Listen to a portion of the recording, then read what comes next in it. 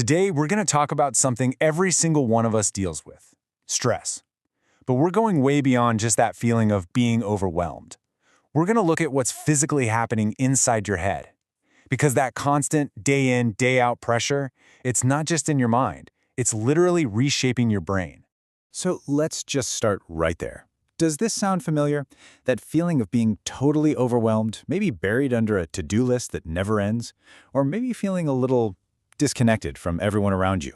If you're nodding along, trust me, you are not alone. Maybe you've noticed you're not sleeping well, just tossing and turning. Or you're feeling kind of irritable, snappy, forgetting little things, like where you put your keys for the 10th time. These aren't just you having a bad week. Nope, these are the classic telltale signs that your body is under stress. Okay, so let's get into our first big idea here, because this is super important. Stress isn't always the bad guy. You've really got to understand that not all stress is created equal. There's a world of difference between the kind that helps you and the kind that hurts you. So on one side, you've got acute stress. Think about that jolt of energy you get right before giving a big speech or playing a sport. That's actually helpful. It's a short-term burst that gives you focus. But then there's chronic stress. This is the relentless, grinding pressure from being overworked or from arguments that just never seem to end. This is the kind that hangs around and starts to physically change the size, the structure, and the function of your brain. So how exactly does this damage happen? Well, your brain has this amazing built-in alarm system. It's designed to go off when it senses a threat. Let's peel back the layers on that classic fight or flight feeling. It all starts with something that sounds super complicated: the hypothalamic pituitary adrenal axis, or for short, the HPA axis. Don't worry about the name, just think of it as your body's central command for stress. It's the communication line that runs from your brain all the way down to your kidneys. And what's wild is how fast this whole chain reaction happens.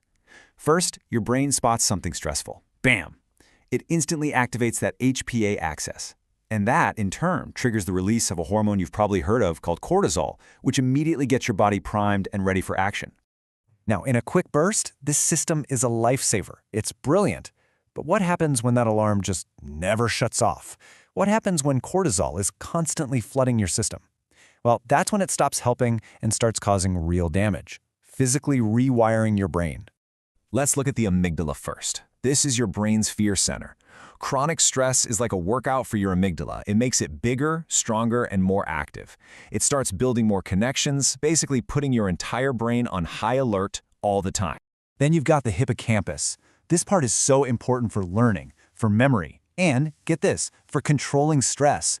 But as cortisol levels stay high, the electrical signals in the hippocampus start to break down.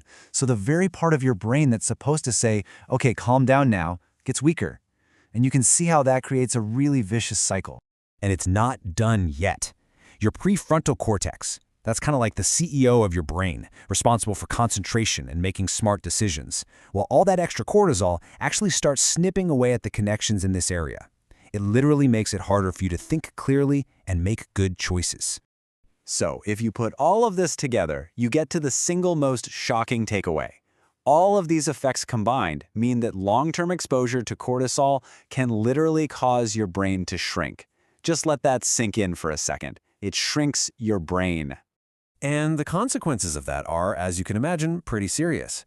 It makes it harder to learn new things and remember what you already know. Your brain starts making fewer new cells. And all of this sets the stage for much bigger problems down the road, increasing the risk for things like depression and even Alzheimer's disease. But now, this is where the story takes a really wild and unexpected turn. What if the way you handle stress wasn't just about your life? What if it could actually be passed down from one generation to the next? Scientists stumbled onto this with a fascinating experiment on rats. They saw that baby rats raised by really nurturing moms actually grew more cortisol receptors in their brains. And because of that, they were less sensitive to stress for their entire lives. But the pups with negligent moms, they had the opposite outcome: fewer receptors and a hair-trigger stress response that was baked in for life. This is a perfect example of something called an epigenetic change. See, the mom's behavior didn't change the pup's actual DNA code. It's more like it changed which pages of the instruction manual got read. It turns certain genes on or off. And the amazing part is, because the code itself isn't changed, these kinds of things can be reversed. But here's the absolute kicker. The epigenetic changes from that one mother rat They were passed down to her kids and her kids' kids for many generations.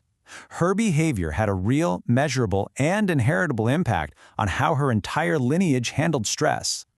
Okay, after hearing all that, I wouldn't be surprised if you're feeling a bit, well, stressed. But here comes the good news. In fact, it's the most important part of this whole story. The damage from stress is not permanent. You can absolutely fight back and rewire your brain. And science has shown that your two most powerful weapons in this fight are exercise and meditation. And meditation doesn't have to be some big, complicated thing. At its heart, it's really just about deep breathing and paying attention to your surroundings, right here, right now. And this right here shows you just how powerful these tools are.